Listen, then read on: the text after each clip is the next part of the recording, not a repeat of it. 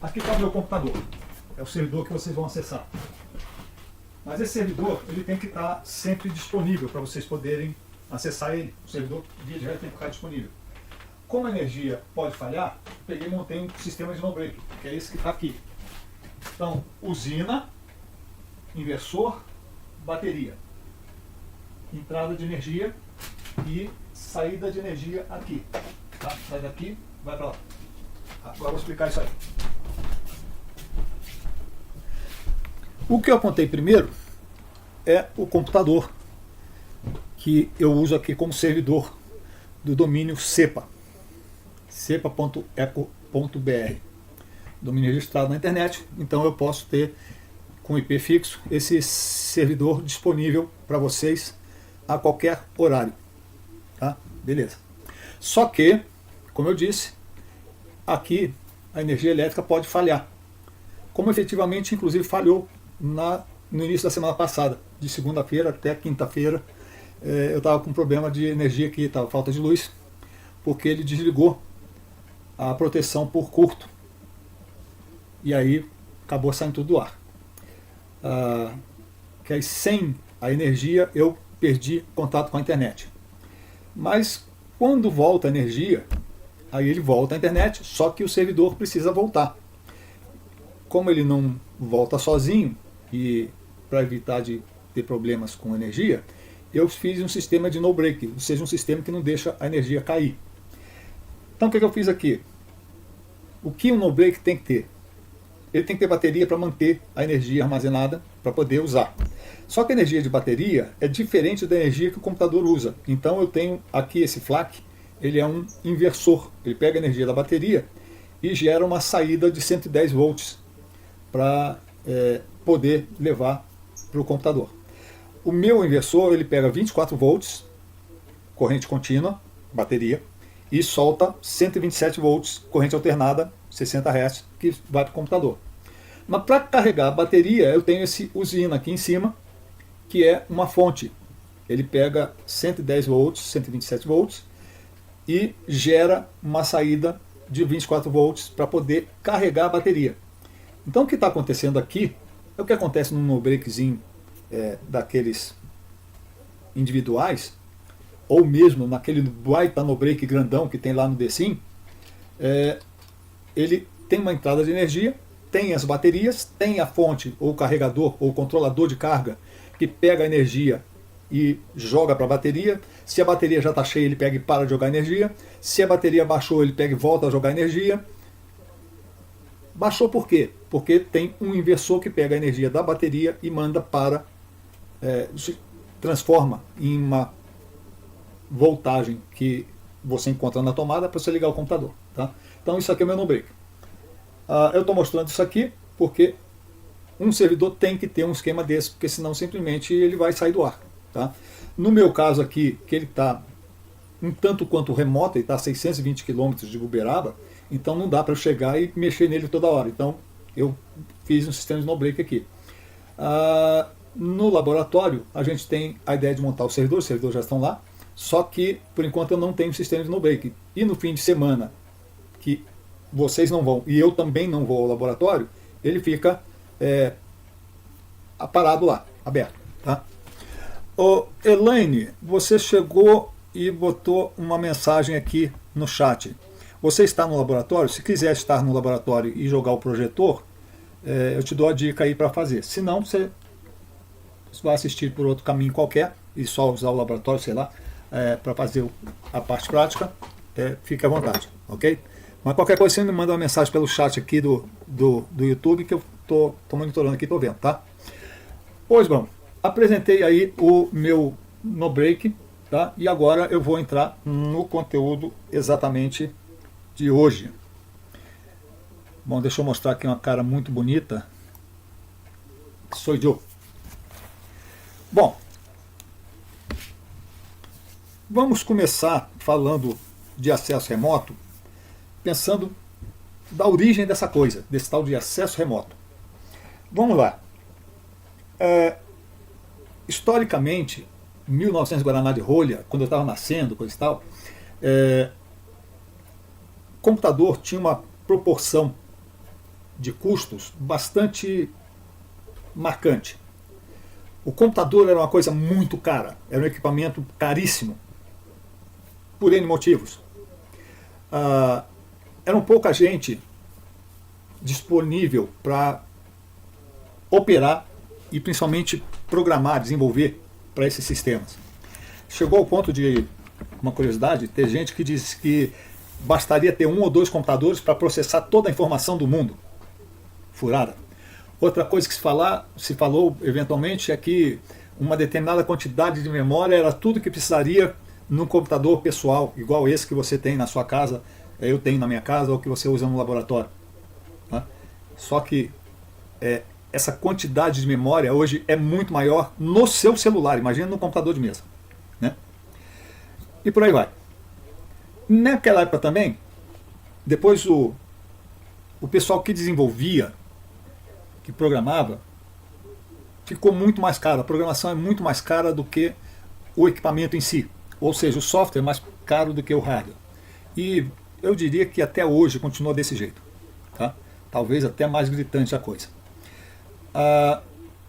Inclusive, de vez em quando, discutindo com uma pessoa sobre a qualidade dos sistemas de informática hoje, principalmente aqueles que são acessíveis pela internet, eu reparei o seguinte: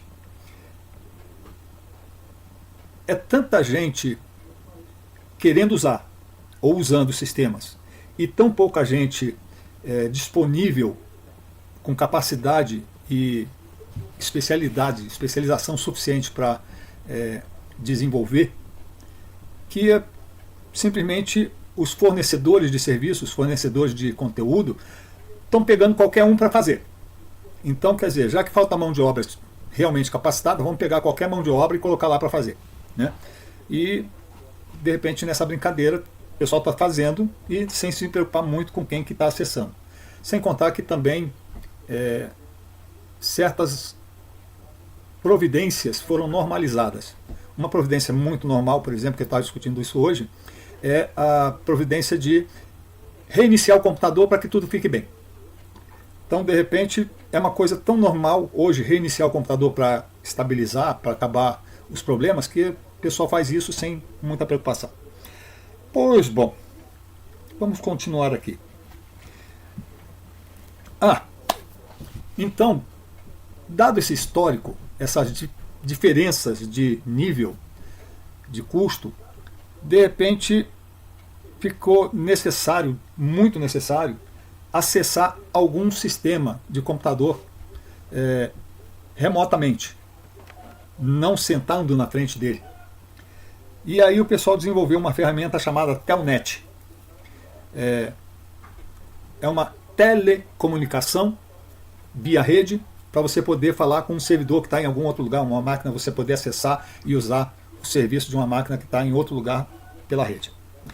Como era de praxe naquela época, a despreocupação fez com que esse Telnet fosse desenvolvido no que o pessoal chama de plain text, ou seja, texto plano. Ou seja, o login, a senha, os comandos, as respostas, tudo passava pela rede num formato de texto plano, perfeitamente legível pela gente, não é legível só para o computador. E para apoiar o desenvolvimento, a verificação, o controle, o uso da rede, o pessoal criou também algumas ferramentas que checavam o funcionamento da rede. Algumas delas a gente usa até hoje muito normalmente, outras meio que a gente não ouve muito falar mais. Uma dessas que não se ouve falar muito é o TCP/dump, que já surgiu nas redes TCP/IP, que a gente usa hoje para a internet. O TCP/dump, uma das funções dele é justamente você olhar o que está passando pela rede. Ou seja, se você passar uma comunicação, um acesso Telnet, ele vai ver o nome da pessoa que está acessando, o login dela, a senha dela, os comandos que ela está dando, tudo. Né? Ou seja, a ferramenta não foi feita para isso. Porém, como eu digo sempre, minha mãe era uma santa, mas eu sou um bom filho. Né? Então, nós, muito filho a gente fez o quê? A gente começou a usar as ferramentas para fins, vamos dizer assim, não muito éticos. E aí o pessoal percebeu, olha, eu não posso pegar e ficar passando o texto plano para lá e para cá, porque simplesmente os caras estão pegando isso e fazendo bagunça aqui. E aí o pessoal pegou e criou uma outra ferramenta chamada SSH, que tem uma manutenção ativa até hoje, por acho que é a Universidade de Berkeley, se não me engano, não tenho bem certeza, mas acho que é a Universidade de Berkeley, que faz a mesma coisa que o Telnet, ou seja, permite eu fazer um acesso remoto num servidor, numa máquina remota, só que aí esse acesso não é mais texto plano, não é mais tudo que eu falo passa do jeito que qualquer pessoa consegue ler. Tudo passa ali criptografado. Tá? Então é mais seguro. Então essa é a evolução do que a gente vai mexer hoje. Primeiro surge a necessidade de comunicação, de acesso numa máquina remota, aí o pessoal cria o Telnet. Para outras finalidades, do que não era exatamente a comunicação com a máquina remota, o pessoal criou o tal do TCP/dump, que serviu para algumas pessoas que tinham a cabeça mais criativa do que honesta, serviu para pegar e fuçar, espionar as informações que estão lá, que não pertencem a ele, pertence a um terceiro. Tá? E aí o pessoal, para corrigir isso, cria os protocolos criptografados, as aplicações criptografadas, e surge então o SSH. Tá? Fim do primeiro ato. Vamos ao segundo ato.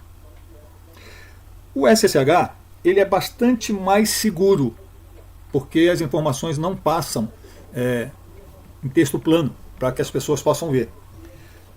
Mas tem algumas técnicas. Olá, Arthur. Tá SC7, não sei. Maria Júlia. Oi, Maria Júlia.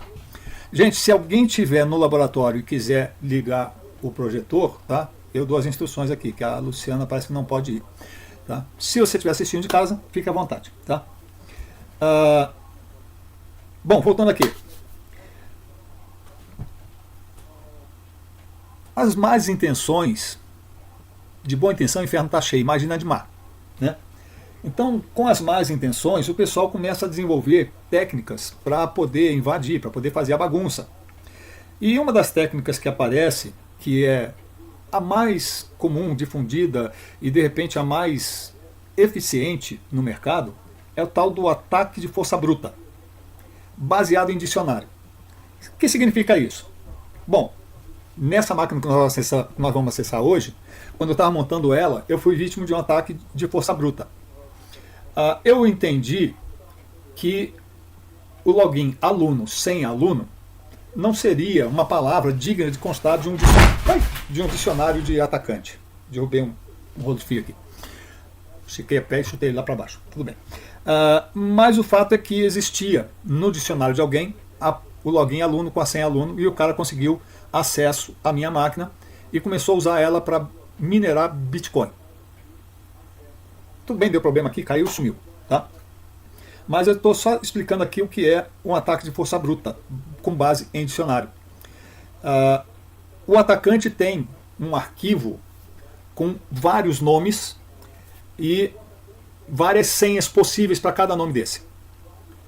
E ele vai lá e tenta fazer o acesso com um desses nomes e com as senhas, todas as senhas que são mais comuns. Exemplo, eu já contei isso em sala de aula, vou repetir rapidamente aqui. Uma egressa de um curso técnico foi fazer estágio com a gente lá no DECIM. Durante esse estágio, meu chefe pediu para eu preparar uma máquina para poder trabalhar. Eu fui lá e criei uma conta para ela numa máquina que estava lá no laboratório, lá na nossa sala. E essa máquina estava sendo preparada para ser servidor de e-mail, se não me engano. Era uma máquina que ia ficar exposta à internet. Acesso direto na internet. Era uma máquina de borda. Ficava na borda da nossa rede. Eu peguei, fui lá e criei um nome, criei uma conta para essa aluna, para essa menina, e pus a senha, o mesmo nome dela. E falei, olha, Joana, está aqui a sua conta, e eu botei a senha, Joana, você, por favor, troca a senha. O nome da menina não é Joana, eu espero conseguir contar o caso todo sem falar o nome dela. Mas a Joana vai lá, fica 2, 3 meses lá no nosso setor, depois vai para outro setor. E de repente eu estou em casa monitorando a rede, tomando café, acabo de tomar o café, vou para o trabalho. Quando eu chego no trabalho, 2 ou 3 minutos depois, eu descubro que tem uma mensagem da RNP lá de BH, reclamando que tinha uma máquina na minha rede, na rede da UFTM, atacando uma máquina com IP na Rússia. Eu fui verificar e era a tal da máquina. A primeira coisa que eu fiz, tirei o cabo de rede, olhei e descobri que o pessoal tinha atacado um ataque de força bruta. Então ele começa a testar uma série de nomes, João, Joaquim, Joana. Aí na senha, tem Joana 1, 2, 3, Joana, Joana, Joana só, né? Joana, 1, 2, 3, 4, Joana. Sabe, tem um monte de senhas muito ridículas. Senhas ridículas mesmo, assim como aluno, senha, aluno. Né? São senhas ridículas, que não se usa um troço desse, é pedir para ser invadido. A menina deixou lá, Joana, senha, Joana. E o cara foi invadir aquilo ali. Tá? Assim como eu deixei aqui aluno, sem aluno, o cara invadiu. Tá? Bom, tem duas coisas que basicamente você pode fazer para melhorar a condição de segurança do seu servidor que aceita, ou da sua máquina que aceita conexões SSH. Tá? A primeira coisa, vai falar três coisas. A primeira coisa, a coisa número 0, é a coisa mais ridícula que tem, que é você não instalar o SSH. Você não colocar o serviço SSH. No nosso laboratório 324A, todas as máquinas estão com Linux e todas as máquinas eu coloco o SSH. Porque eu quero poder acessar a máquina remotamente do meu posto de trabalho, do meu notebook, para eu poder fazer alguma coisa. Normalmente eu uso isso para poder ajudar, para poder configurar a máquina, poder consertar, verificar, tudo mais. Tá? Mas isso é uma coisa minha, não é uma coisa de alguém que de repente resolve atacar a rede. Tá? Pois bom, mas eu vou instalar o SSH. Então a primeira coisa é eu tomar um cuidado de que, se eu não consigo garantir que nenhuma hipótese de força bruta vá resolver, pelo menos eu posso tentar resolver uma coisa. Quando eu estou falando de uma máquina multiusuário, eu estou falando de uma máquina que tem um administrador. No caso do Linux é o usuário root, no Unix é o root. Né? Então o que eu faço? Quando eu coloco uma ferramenta de acesso remoto, eu nego a possibilidade do usuário root fazer login. Bom, se eu estivesse usando o Telnet, na realidade alguém que fica lá olhando o tempo todo o que acontece, vai ver a hora que eu mandar a palavra root e vai ver a hora que eu mandar a senha dele. Tá? Então já era, já dançou. Mas se eu estiver falando criptografado, eu dependo do ataque de força bruta, ou seja, eu tenho que imaginar quais são os nomes de usuários login que eu vou usar e para cada login quais seriam as senhas mais normais de ser usada. Tá? Isso é o ataque de força bruta. Então o que eu vou fazer? Eu vou fazer a minha instalação, no caso aqui do SSH, bloquear o acesso de root, ou seja, o superusuário não pode acessar a máquina. Tá? Não usando SSH. Tem uma configuração padrão. Quando o pessoal compila o SSH para botar numa distribuição Linux, ele já compila de acordo com uma série de parâmetros que são definidos lá no desenvolvimento.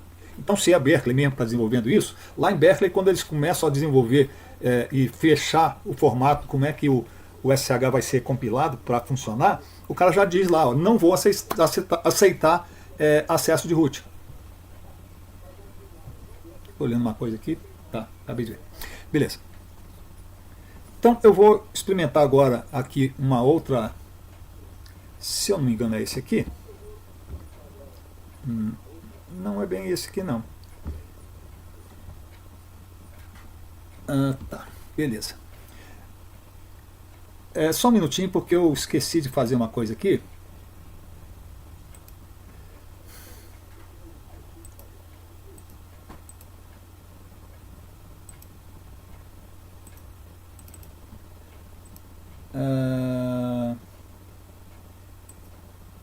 Eu acho que é esse aqui. Deixa eu ir ali e voltar aqui. Beleza, ok, tá? É isso aqui que eu queria mostrar. Desculpa. Eu esqueci de preparar isso aqui antes, tá? Acabou nossa pausa aqui, voltamos. Tá um horror isso aqui. Tem uma camiseta perdida aqui, tá? Deixa eu tirar daqui. Tá bom. Suficiente.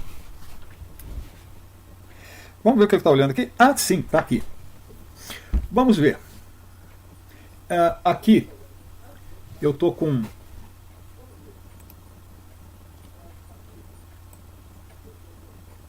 deixa eu mudar um negocinho aqui de lugar. Tá ok. Eu estou aqui usando meu console para poder ver em ambiente de linha de comando, ou seja, um terminal, e eu tenho várias abas aqui. MilWare, isso aqui está num servidor que eu tenho que fica na internet, na local web. Esse aqui é outro servidor, é o que está aqui que eu mostrei naquela tela. Deixa eu ver se está nessa aqui. Deixa eu ver se está nessa aqui. Tá. Agora deixa eu fazer uma outra coisa aqui. Aquele cepa é esse cara aqui, essa máquina aqui, tá?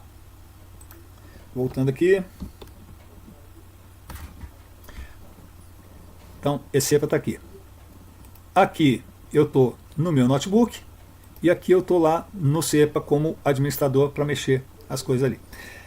Bom, vou mostrar aqui duas coisas. Primeiro vamos dar uma olhada no MilWare. Ctrl C para parar essa visão aqui. Deixa eu ver aqui uma coisa, espera aí, tá? Beleza. Eu acho que é isso. Eu acho que eu me embananei aqui um pouquinho, mas tudo bem. Tá, agora tá certo, beleza. Volta aqui. Pronto, tá certo.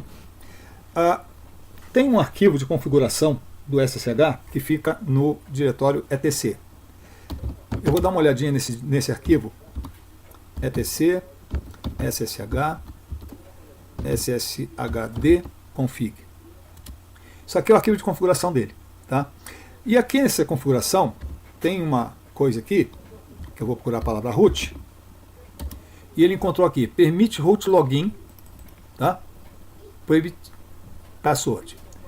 Essa cerquilha que aparece aqui, tá? Essa cerquilha que aparece aqui diz que essa linha aqui é um comentário.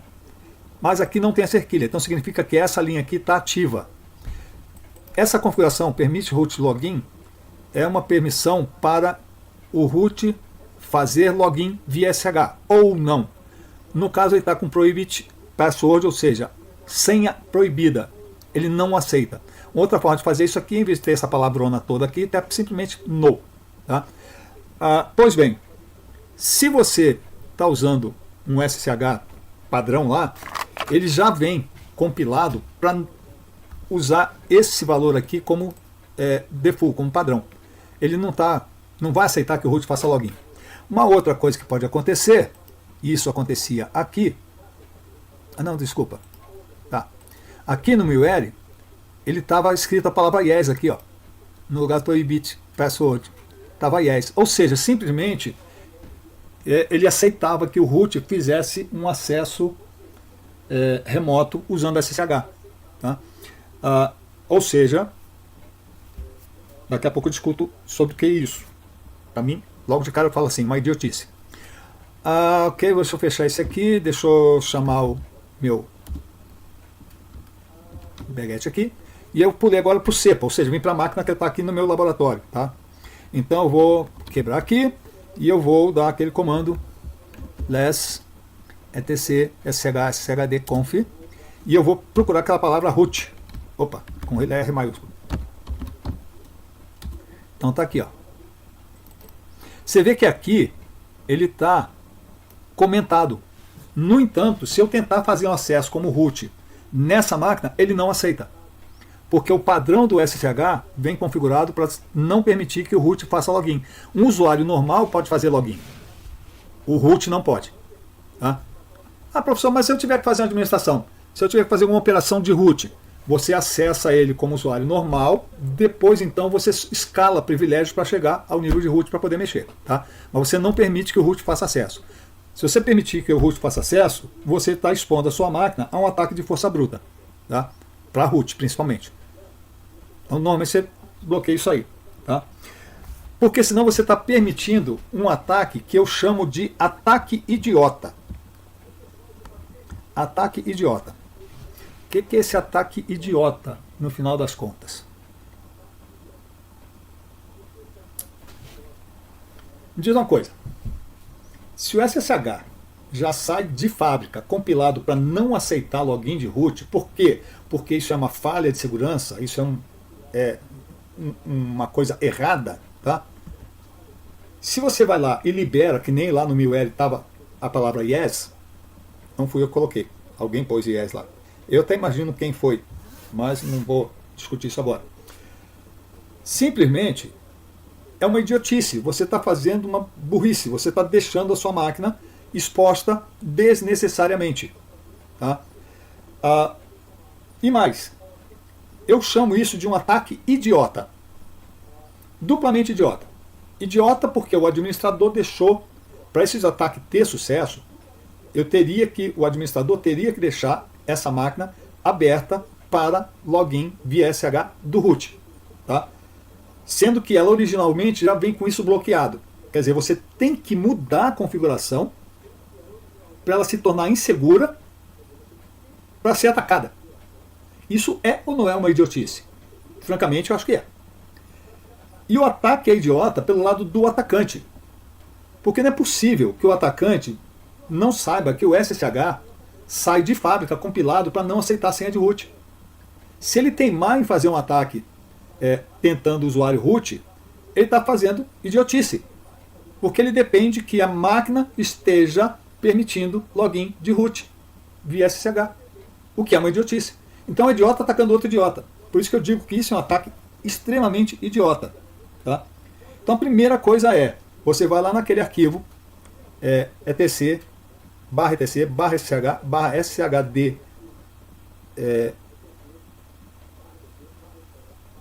config e você diz para ele que você não aceita, não permite login de root. Tá? De padrão ele deve vir dizendo que já não aceita. Se não falar nada, ele vem compilado para não aceitar. Você precisa explicitamente dizer para ele, yes, eu aceito login de root. Ou seja, você tem que ser, me desculpe a palavra, idiota para permitir que alguém faça isso. Né? Vamos lá dizer que eu consegui, ou eu tomei o cuidado de verificar que o login de root não está sendo permitido. Tá? Eu não permito login de root. Será que eu acabei todo o problema? Eu descobri e de repente passei a chamar de ataque idiota, dizendo que é idiota o cara que deixa o SSH aberto e é idiota o cara que tenta acessar o SSH de outro sem autorização com a conta do root, por conta disso.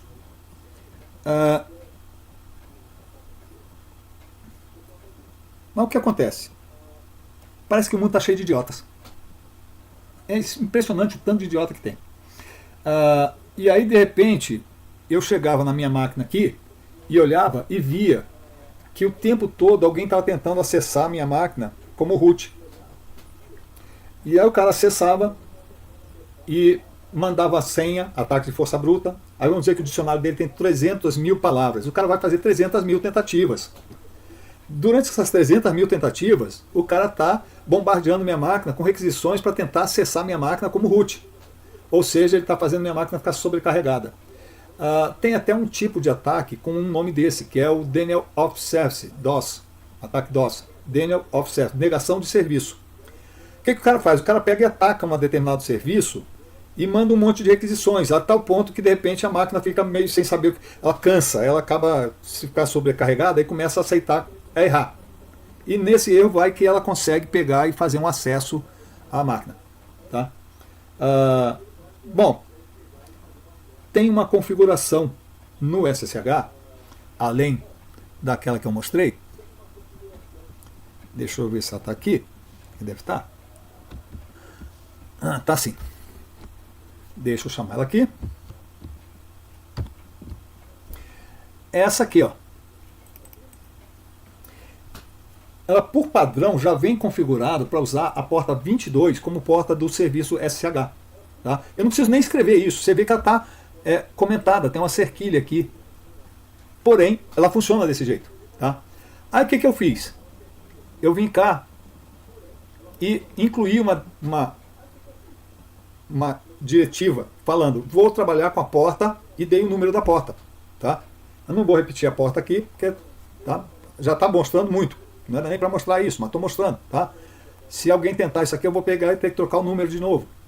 Tá? Mas isso aqui faz o quê? Simplesmente, quando o cara tenta acessar usando a porta normal, que é aquela 22 lá, tá? Ele vai tentar acessar a porta normalmente, mas não vai conseguir, porque o SSH não está respondendo naquela porta normal. Ele está respondendo em outra porta. Então, para ele tentar validar a senha que você vai fornecer, ele tem que estar acessando a porta correta. Tá? Então, aquela porta que eu defini. Okay? Por incrível que pareça, por mais ridículo que isso possa parecer, e francamente para mim parece muito ridículo, funciona. Simplesmente sumiram os atacantes da minha máquina por conta disso. Minha máquina gastava muito tempo para ficar piscando a luz de LED lá do disco toda hora, porque toda hora ela ficava tentando resolver para ver se a senha que o cara tinha tentado ali, a root, senha tal que o cara colocava, Joãozinho, Maria, não sei o que, Lobo Mal, Chapeuzinho Vermelho. Mas toda hora o computador ia verificar para descobrir que o root não podia fazer o login. Tá? E simplesmente ele falava, impedido, não pode fazer, mas ele está gastando tempo, de qualquer jeito. Tá? Quando eu troquei o número da porta, então o cara tenta normalmente, porque a ferramenta dele de ataque, pega e manda direto na porta 22. E se o cara, de repente, a ferramenta permite que você diga para usar uma outra porta, só que o cara tem que saber qual é a porta que vai poder acessar. Francamente, tem como o cara descobrir isso, mas o fato é que normalmente a maioria dos atacantes não são lá muito inteligentes, não. Basta dizer que ele está tentando atacar SH que normalmente não aceita login de root e o cara está tentando acessar como root. Então por aí você já pode ver que ele já não é aquele cara que você acha que é muito inteligente. Ele é persistente. Inteligente eu já não sei tanto. Tá? Então, é por isso que na nossa atividade nós vamos trabalhar com uma porta diferente. Tá ok? Bom, então agora nós vamos entrar na atividade em si. Elaine, Maria Júlia, Arthur, quem mais estiver presente, se alguém aí embaixo estiver assistindo e quiser me mandar um zap para alguma pergunta que tiver, pode mandar. Se não, eu vou passar para a atividade em si agora. Tá? Fala, Elaine. Tem alguma pergunta?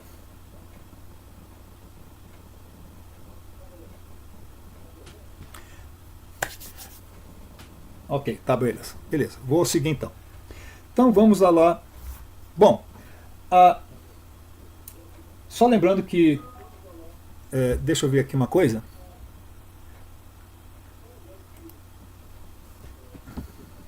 Deixa eu vir aqui. Esse aqui. Tá. Eu voltei aqui para o meu terminal. Eu tenho administrador, MilWare, Cepa, IPTraf e Bash. O Bash está aqui paradinho, que eu vou usar agora.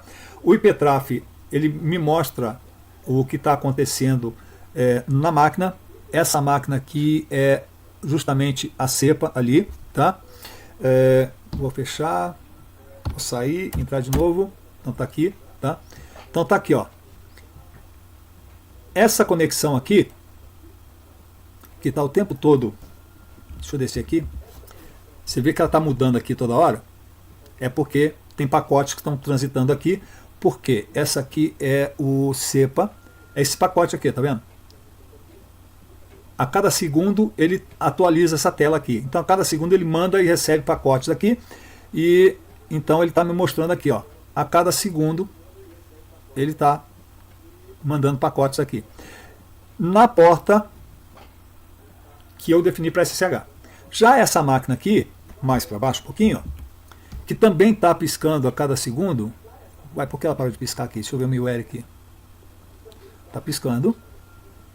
IPTraf.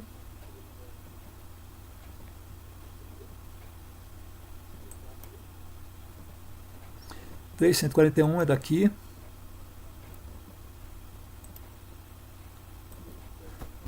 Bom, eu não estou vendo ele mudar aqui, mas aí está mudando. Ah, tá. Sim. Aqui não. Ah, tá bom, tá certo. Tá. Aqui ele está mudando, porque ele está pegando, é o fluxo que ele está vindo de lá do 1000L para cá. Aí está pegando e mostrando aqui. Aqui ele mostra porque está tudo dentro da minha própria rede, tá vendo? 92683, então está tudo dentro da minha própria rede. Esses dois aqui, ó, estão dentro da minha própria rede, então ele consegue pegar e mostrar os dois trafegando, os dois variando ao mesmo tempo. E eles estão sempre sincronizados. Já esse aqui ele parou de sincronizar porque eu não estou mandando nada para lá, eu estou recebendo apenas o resultado da tela que está aparecendo aqui. Tá? Pois bom, deixa o troço rodando aqui.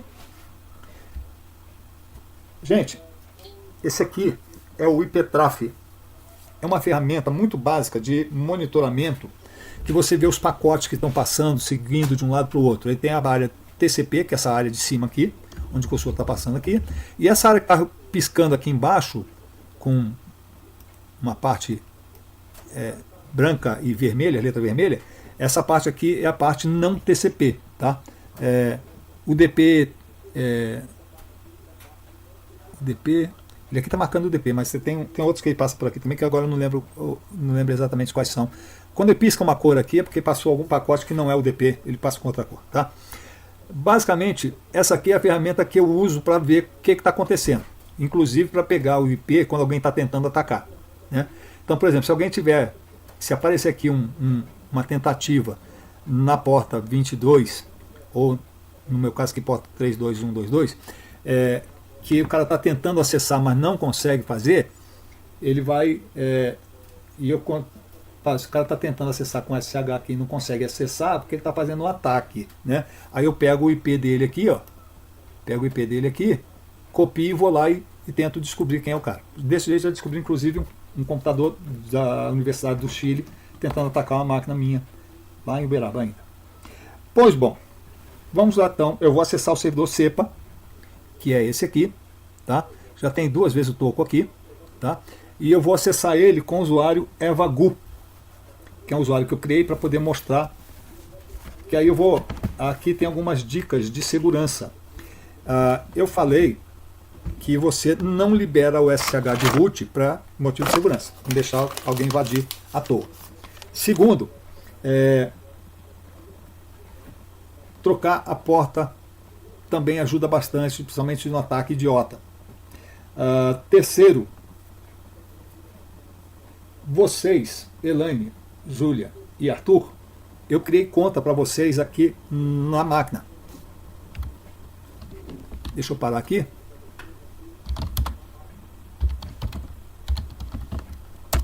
Então olha aqui, o Arthur tem uma conta aqui, a Elaine tem uma conta aqui e a Maju, ou Maria Júlia, também tem uma conta aqui. Tá? Então, a conta da Maria Júlia, a conta do Arthur e a conta da Elaine. Vamos tirar isso aqui da tela, se bem que o cara pode parar a tela, o vídeo lá e fazer a festa. A senha, como eu disse para vocês, a senha é os 5 últimos dígitos da sua matrícula. Tá? Só que isso já é bandeira. Por exemplo, a Maria Júlia, que está mesmo um pouco magoada porque eu teimei da aula hoje, ela pode pegar e querer se vingar da Elaine, ou através da Elaine. Aí ela pega o número de matrícula da Elaine, que ela já sabe de cor, né? E vai lá e faz um acesso via Elaine. Né? Bom, mas a Elaine já fez um acesso e ela deveria ter trocado a senha dela, que nem eu pedi para a Joana trocar a senha e ela não trocou. Mas eu preciso garantir que a pessoa troque a senha. Tá? Então eu usei um comando aqui, que é o comando charge, que consigo dizer para o sistema, olha, esse usuário ele tem que trocar a senha. Tá? Então eu fiz isso para o evagu. Então, eu estou no CEPA, deixa o CEPA rodando aqui, e eu vou aqui. Tá? Primeiro eu vou tentar fazer um acesso normal, SSH, e digo a máquina que eu quero acessar. Eu quero acessar a máquina 192, não, como vocês vão fazer acesso remoto aí, vou colocar aqui cepa.eco.br. Nesse formato aqui, ele tentou conectar no host, pela porta 22, que é a padrão, e a conexão foi recusada. Tá? Simplesmente porque, como eu disse, eu fui lá e troquei a porta para evitar de ataque idiota, o cara tentar acessar SSH como root aqui. Tá? Então eu tenho que pegar e trocar uma outra coisa aqui. Eu tenho que pegar e dizer para ele, na porta 32122. Tá? Aí ele está pedindo aqui a senha do toco na máquina cepa eco br. Qual é a senha dele? Tá? Por quê? Eu não disse cepa, desculpa, eu não disse toco, mas como eu estou aqui como toco, na hora que eu mando acessar, ele vai pelo usuário que eu estou. Tá? Não é isso que eu quero fazer evagu. Então, Ctrl C, eu parei ali. Então, eu vou corrigir agora o comando aqui para ficar do jeitinho que eu quero que fique. Evagu, arroba, ou seja, eu vou usar o programa SSH para fazer uma conexão via SSH, ou seja, criptografada, para a máquina cepa eco br, mas eu vou me apresentar como usuário evagu dessa máquina cepa. Quando eu olhei aqui,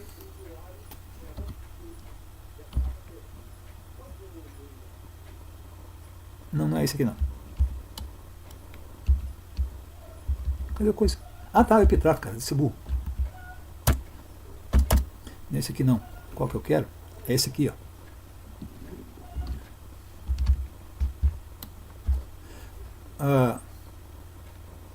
Repara que eu tenho que ter um usuário cadastrado aqui para poder acessar. No caso, eu estou tentando o evagu. Tá? Então, tendo o usuário lá, eu posso tentar acessar. Mas eu tenho que dizer qual é o usuário que eu estou acessando. Então, estou dizendo, ó, quero acessar como evagu no cepa. E como eu já sei que o cepa tem uma porta modificada, eu tenho que dizer qual é a porta que eu estou fazendo aqui. Tá? Então tá bom, vou fazer aqui o meu acesso agora. Aí ele pede a senha do evagu. Eu vou digitar a senha que eu cadastrei para o evagu.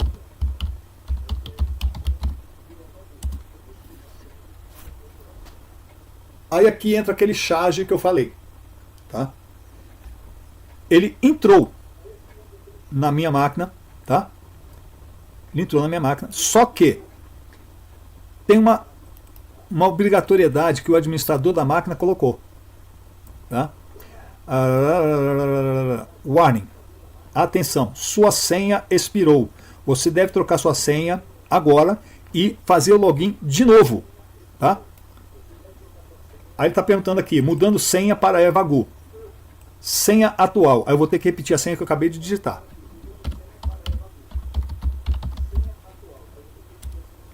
Aí agora ele pede para eu criar uma nova senha. Nessa hora aqui tem um detalhe. Essa nova senha está sendo criada por mim, usuário normal. Tá? Eu não sou um deus da máquina, eu sou root. Então eu tenho que tomar o cuidado de criar uma senha que não comprometa a máquina. Tá? Que não deixa, que não crie perigo. Então se eu pegar e botar aqui, por exemplo, a palavra senha, enter, senha, escolha uma senha mais longa. Simplesmente o sistema faz uma crítica da senha que eu estou tentando fazer. E eventualmente ele não aceita senhas que sejam muito curtas, muito simples. Eu posso tentar aqui, por exemplo, evagu. Escolha uma senha mais longa. Ele vai ficar insistindo para mim aqui que eu tenho que fazer uma senha mais segura. Tá? Então eu vou criar uma senha que seja relativamente mais segura aqui.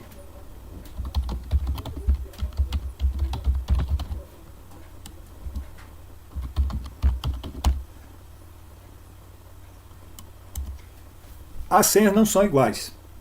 Aí ele deu erro de manipulação de token de autenticação, senha inalterada e me pôs para fora. Tá? Que eu estou mostrando para vocês. Então vou agora tentar de novo. Só que agora eu vou, ainda estou com aquela senha antiga.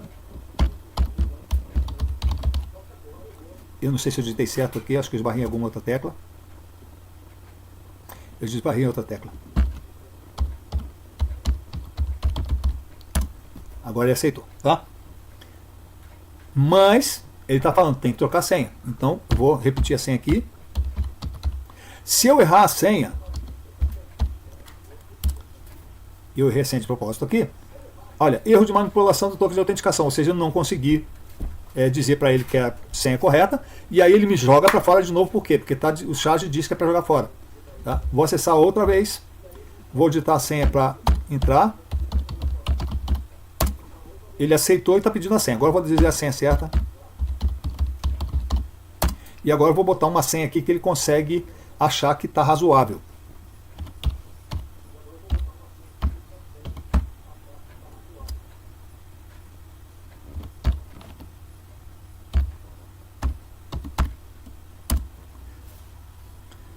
Aí ele disse, olha, aceitei sua senha. Password, senha atualizada com sucesso.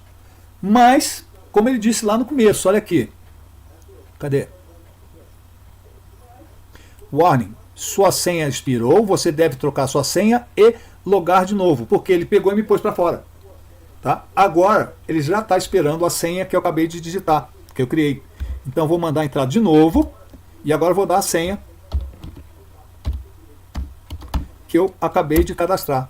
E aí ele aceitou. Agora eu entrei na máquina, tá? Então estou de novo na máquina aqui. Só que dessa vez ele diz, o último login foi feito tal dia, e não está falando que eu tenho que trocar. Tá? Agora eu estou aonde? Ó? Quem está aqui é o Evagu, não é o Toco, nem é o Toco no Tatu Bola 5, agora é o Evagu no Estúdio 01.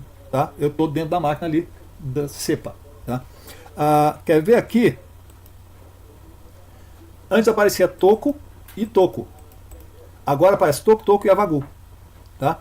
E repara que o Toco, as duas vezes que ele aparece, eu fiz acesso usando a rede local interna. 192.168.3, que é a minha rede local aqui. Tá? Então, o meu notebook está com o número 141. Por isso que ele está aparecendo aqui. Mas, quando eu fiz o Evagu, eu falei que eu quero um acesso no CEPA. Então, olha aqui, que está aparecendo aqui embaixo. Evagu, entre parênteses, CEPA Eco BR. Tá? Então, quando eu entrei com isso aqui, ele pegou e fez o acesso ao DNS, ou seja, ele descobriu o IP fixo da minha conexão de internet aqui, que é esse carinha aqui, tá? E aí ele vai nesse cara, mesmo que ele vá de dentro para fora, ele foi bater lá no lado de fora da minha rede, nesse cara, e esse cara está preparado para chegar alguma coisa na porta que eu defini, ele joga para a máquina, que é aquele servidor CEPA que eu mostrei para vocês ali no começo da aula. Tá? Então por isso que ele está chegando aqui. Tá? Se eu sair daqui, ó, se eu pegar e der aqui um comando para superusuário, eu fiz o acesso que eu quero, preciso fazer alguma coisa de superusuário aqui. Então dou o comando SU e eu vou dar então a senha. Agora eu sou o superusuário. Olhando aqui no CEPA, eu continuo como Evagu. Porque na realidade o superusuário ali foi o Evagu subindo de nível, de privilégio. Mas continua sendo o Evagu quem está conectado via o terminal 2 ali, tá? Vindo da máquina lá de fora. Tá? Na realidade ele está batendo lá fora e está voltando. Se você fizer daí o acesso, vai aparecer aqui. Tá? Então, Elaine, Arthur e Maria Júlia, se vocês estiverem agora numa máquina que tenha o SSH, seja o put ou seja o console, uma linha de comando, parece que o Windows já teria, esse Windows mais novo já teria um terminal. Eu não sei, isso eu vi por alto, que não é minha área de interesse, nem a área de interesse dessa disciplina exatamente, mas eu vi alguma coisa que o Windows eventualmente já teria um terminal disponível que poderia fazer o SSH, mas eu não sei quanto disso que é fácil e normal e real. Tá? Então simplesmente eu estou só falando que você poderia fazer dessa forma em algum caso. Aliás, deu umas variações aqui, coisa e tal, papapá. Então tem gente que só apareceu aqui e depois foi embora, tudo bem, tchau, benção, beleza. Tá? Bom, então eu fiz o acesso, fui obrigado a trocar a senha. E agora, para terminar, eu vou mostrar, porque eu estou explicando isso, porque basicamente eu posso até não usar isso agora em rede Zoom, mas é bem provável que eu vá usar isso em redes 2, e a função de eu ensinar rede Zoom para vocês não é rede Zoom em si, mas é a rede como um todo.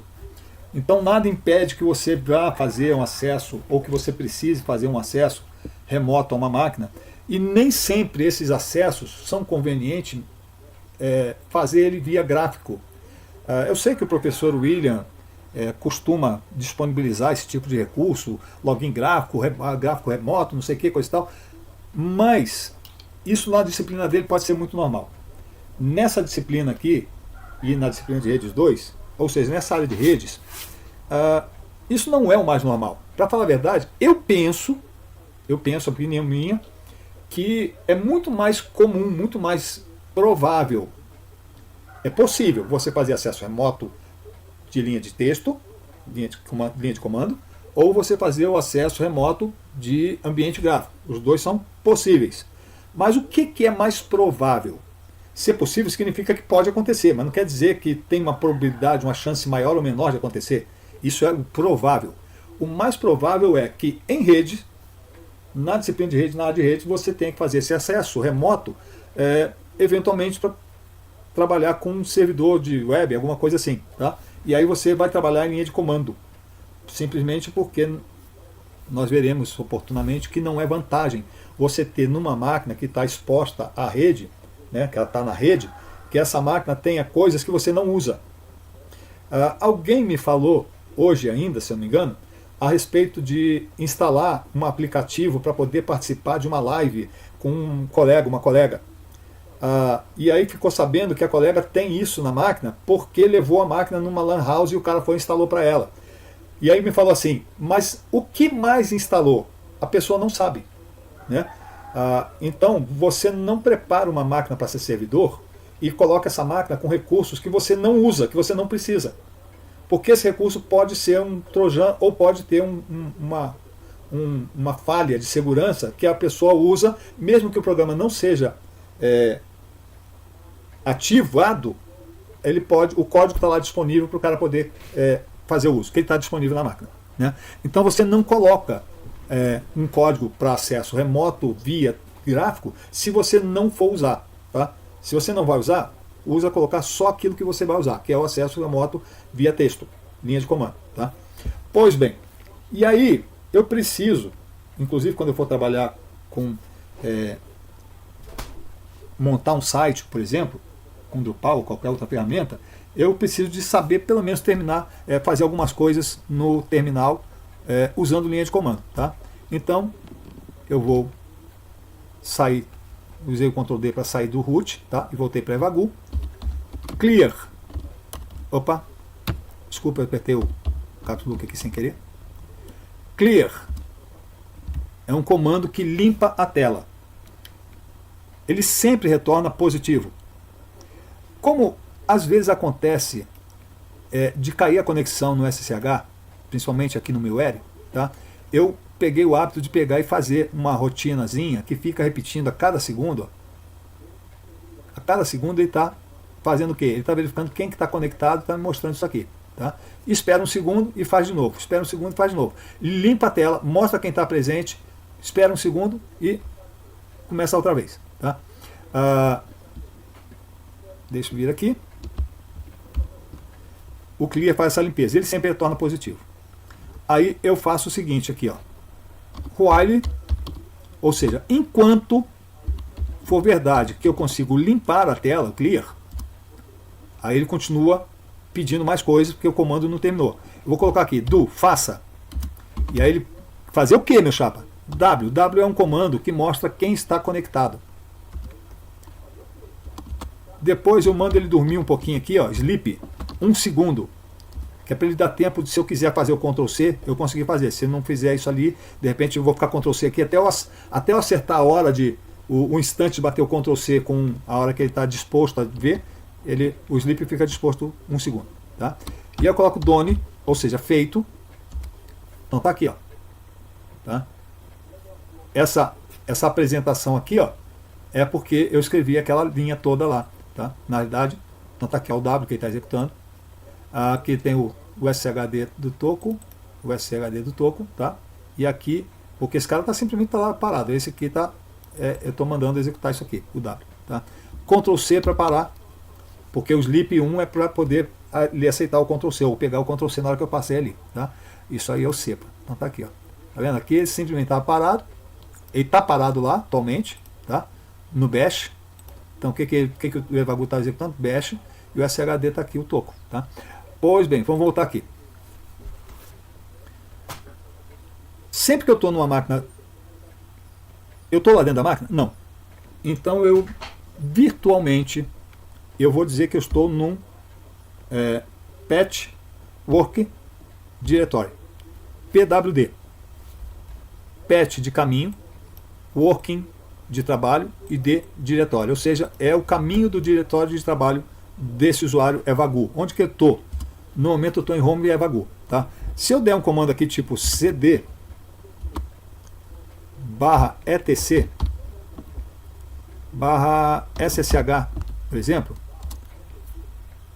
e der agora o comando pwd, eu vou descobrir que no momento eu estou nesse diretório aqui, ó.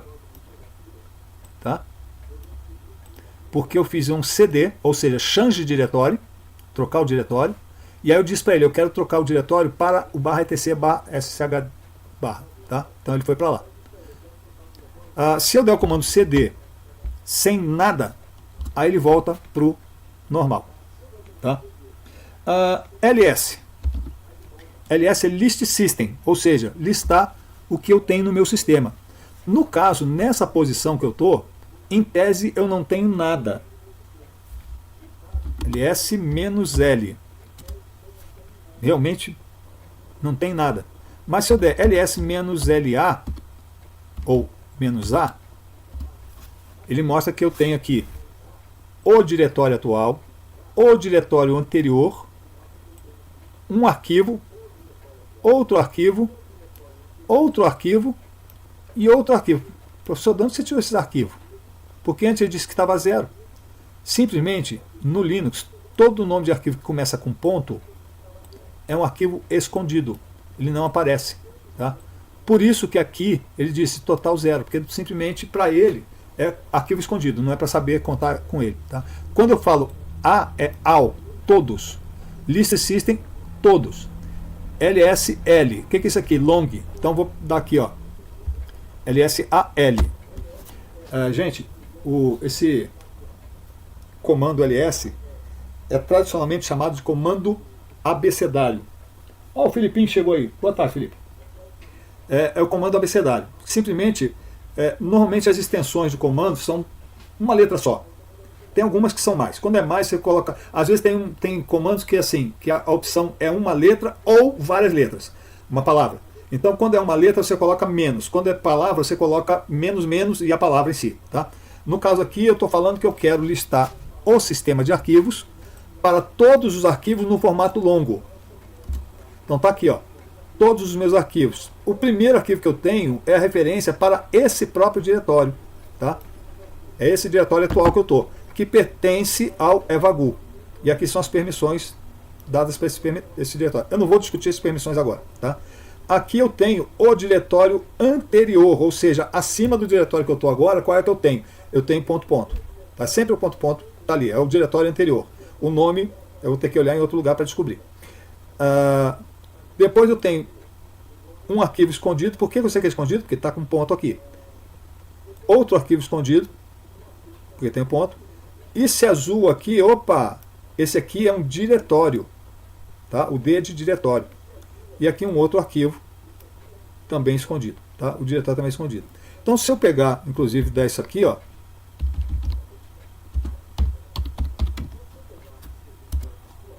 Então o config é um diretório escondido, que ele e antes dele. Então repara que o antes dele aqui pertence ao root, porque é o diretório home. E aqui o antes dele pertence ao Evagu, porque o antes dele aqui é esse de cá. Tá? Você pode até ver que as informações vão estar todas batendo. Ó, 33, Evagu, 4096, outubro, dia 20, e a hora está aqui, 9h24. Tá vendo? Então simplesmente foi a hora e o dia que ele foi criado, esse diretório. E aí tem um arquivo aqui, ó, que não é oculto, e tem um outro arquivo aqui que também, aliás, são diretórios. Tá? O azul está com um Dzinho aqui, diretório. Ele está pintando de azul justamente porque tem um D ali. Tá? E por aí você vai andando, você vai chegar lá na frente. Outro comando. Olha aqui. PWD. Eu estou em home Evagu. clear pwd. Estou em home evagu, tá? E dentro do evagu eu tenho o diretório caminho, caminho não, desculpa, config, tá? Então lá eu tenho isso aqui. Mas eu posso pedir também isso aqui, ó, home evagu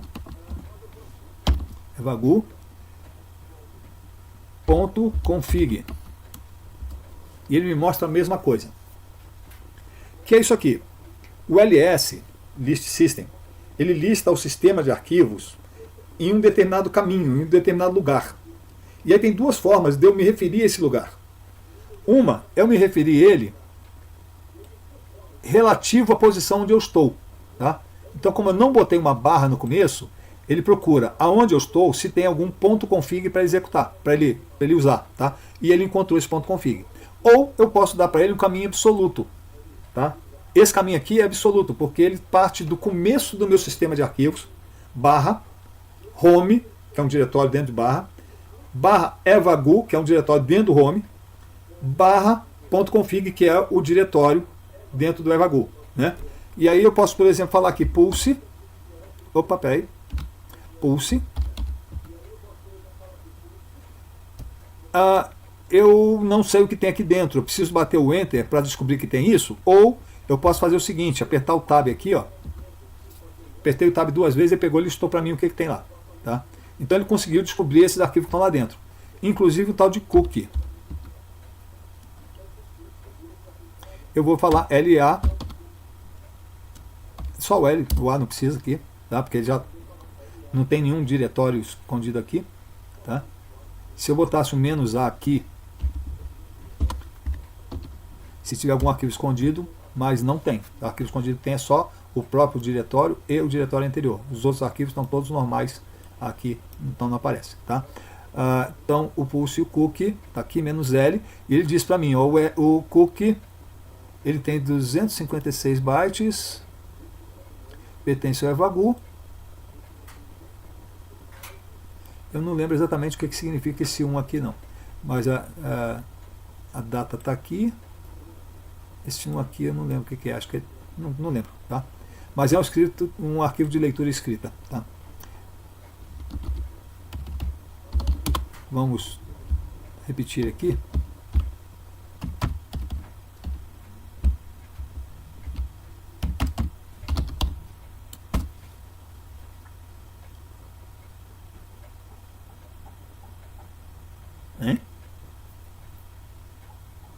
Home evagu config pulse. Tá, esqueci do cookie aqui. Então, ó, tem aqui algum conteúdo binário, por isso que aparece esse chinesinho aqui, que eu não consigo ler, que é binário, tá? Não tem caracteres legíveis. A criptografia aparece mais ou menos desse jeito aqui, tá? E, aliás, isso aqui pode ser alguma coisa criptografada também, não necessariamente um binário, tá? Mas ele criptografado, justamente, ele vem no formato binário que você não consegue traduzir ele, tá? Pois bem, agora eu quero testar uma outra coisa aqui. Eu posso usar o comando cp para copiar. Aí eu vou fazer aqui o seguinte: .config pulse e cookie. Desse jeito que eu coloquei aqui, eu estou dando para ele, ó, eu quero que copie o quê? Isso aqui para onde? Tá? Se eu não digo nada, ele vai tentar copiar esse cookie aqui, se eu não me engano, para cá. Falta operando de arquivo destino, não fez, tá? Eu tenho que dizer para ele um destino. Então eu vou copiar de novo, só que eu vou fazer o seguinte. Ponto é esse diretório, barra, então se eu pegar aqui, agora aquele cookie que estava lá dentro, eu copiei ele para cá, tá? Cópia. MV. Mover significa mover de um lugar para outro. Mas aqui, vou fazer o seguinte. Vou usar um comando aqui, make mkdir, criar um diretório. Teste. ls. Então tá aqui, ó. o arquivo cookie que eu copiei e o teste que eu criei agora no diretório. mv cookie teste. Desse jeito aqui, ele vai copiar o cookie para dentro, vai mover o cookie para dentro do diretório teste, tá? ls, só tem o teste, ls teste, o cookie foi para lá dentro dele, tá? Agora, eu posso entrar dentro do teste e eu vou mover o cookie para biscoito.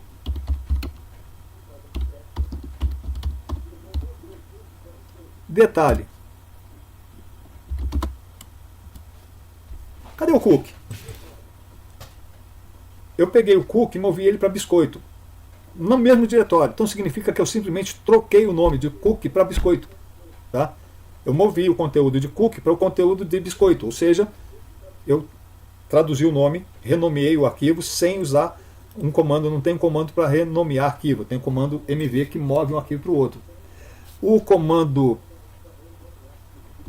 ren, renano, não é.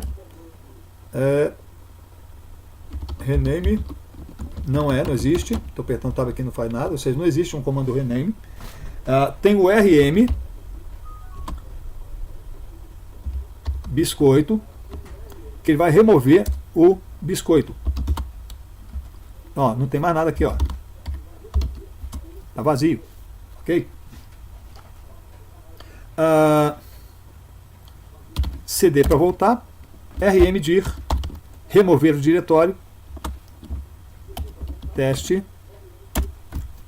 ls-la, tá vendo que o diretório teste sumiu, tá? Simplesmente aí. Então isso aqui são alguns comandos básicos de linha de comando que você pode usar para manipular os objetos, os arquivos que você tem. Criar diretório, organizar os arquivos seus, trocar nome de arquivo e por aí vai.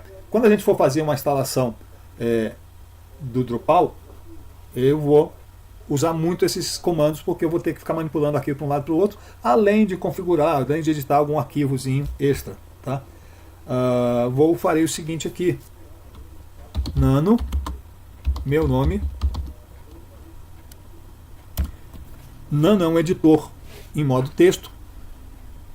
Eu vou editar um arquivo aqui, meu nome, com o conteúdo Evandro Guglielmelli. Você cria aí meu nome com o seu nome lá dentro. Tá? Para sair aqui, o Ctrl X, que está aqui embaixo, ó. Ctrl X, sair. Tá? Aí ele vai perguntar se quer salvar o buffer modificado, eu vou dizer que sim.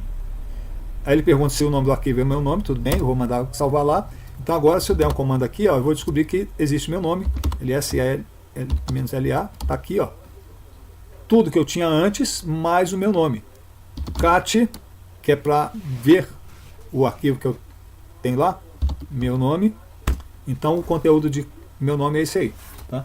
Gente, esse então é a nossa atividade básica de hoje. Nós vimos então o SSH, de onde que ele surgiu, por que ele surgiu, e aí a gente pode pegar e aproveitar e usar o SSH para fazer um acesso lá remoto e a gente praticar um pouquinho. Tá? Quarta-feira eu vou continuar trabalhando em cima disso, mas com uma outra finalidade. Agora eu vi assim, como que eu posso acessar e fazer algumas coisas. Mas esse acesso que você está vendo aqui, ele está lá dentro daquela máquina que eu falei. Né? Deixa eu ver aqui se eu... Está dentro dessa máquina aqui, eu tenho que trocar isso aqui. Está dentro dessa máquina aqui. Tá? Então, quem está fazendo o trabalho, na realidade, não é o meu notebook, não é o meu computador, não é o meu terminal, é aquele servidor lá. Tá? E aí, quando isso acontece, todo o impacto de processamento acontece naquele servidor e não nesse de cá. Tá? Então, isso a gente vai ver na quarta-feira. Lembrando que as atividades de hoje e quarta-feira constituem uma avaliação substitutiva. Teve uma avaliação que acho que a maioria de vocês fez. Deixa eu me ver aqui. Elaine, Maria Júlia, Arthur, Felipe, vocês todos fizeram a configuração da máquina e um cabo de rede, né? Mas aí, se de repente sua nota lá está baixa, você pode conseguir uma nota maior aqui e substituir de lá. Se você não fez aquela, você faz essa aqui e substitui aquela nota lá. Aquela atividade lá dá a frequência até o dia 15 de outubro, e essa de hoje mais a de quarta-feira dá a presença de quarta e de hoje e quarta-feira, dia 20 e 21, tá? Então ela tem que fazer.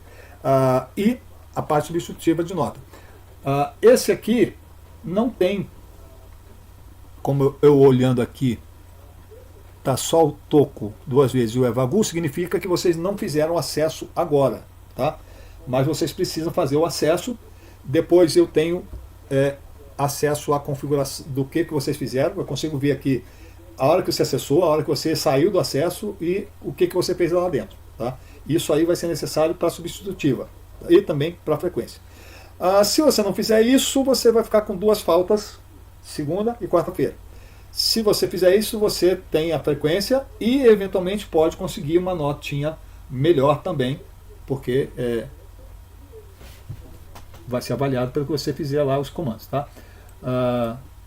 Se você fizer só o acesso, você tem uma nota. Se você faz o acesso e faz os comandos, então você tem outra nota.